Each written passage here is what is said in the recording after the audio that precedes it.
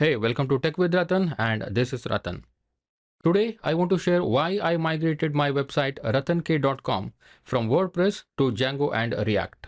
I wanted to make this video since a long time, but I was waiting until my platform was fully live. And now it is, and you can actually compare my old WordPress website with my Django site yourself. Because my brand new learning platform techwithrathan.com is live. But why did I move away from WordPress after using it for over 3 years?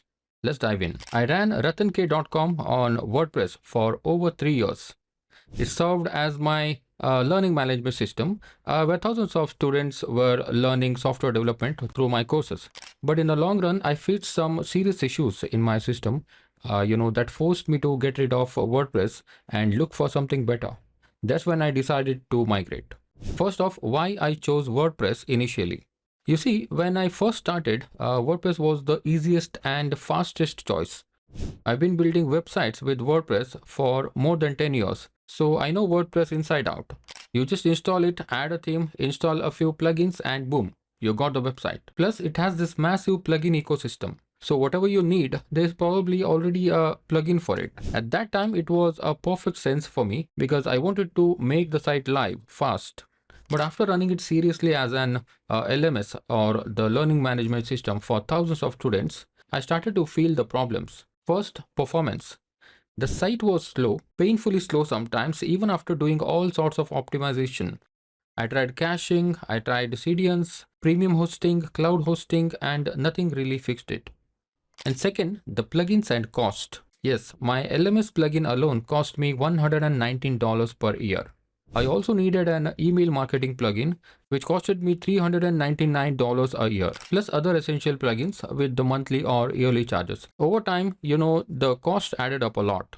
Third, scalability. Hundreds of students were logging in every day, watching courses, doing activities, and honestly, WordPress just wasn't built for that level of load. Then the customization was a problem also. Let's say I want to build a custom feature. In WordPress, that usually meant finding another plugin. Free plugins sometimes work great, but also they can slow down your system. And getting a paid plugin is again a monthly or yearly charge. The thing is that custom development in WordPress is also limited and messy. And of course, security.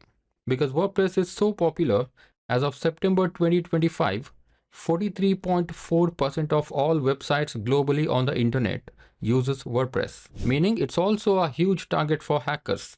So keeping plugins and themes updated is like a never-ending job, and sometimes updates even break your website. So yeah, it was becoming more of a headache than a solution. So that's the point I realized enough is enough. I was spending more time fixing WordPress issues than actually improving my platform. And that's when I thought, why not build my own system where I have full control. So I moved to Django for the backend and React for the front end. With Django, I can build exactly what I want. There's no restrictions at all. If I want to integrate AI models in the future, I can do that too. And React gives me a smooth, modern UI for my students. And the best part, it's super fast. No more waiting for pages to load. And I don't have to pay yearly plugin fees or monthly plugin fees anymore, which is a huge relief for me. Another big reason I chose Django is security. Django comes with built-in protection against common attacks like SQL injection, XSS, CSRF, and clickjacking. So I don't have to worry about patching 10 different plugins just to keep my site safe. Now, after migrating, students immediately noticed the difference.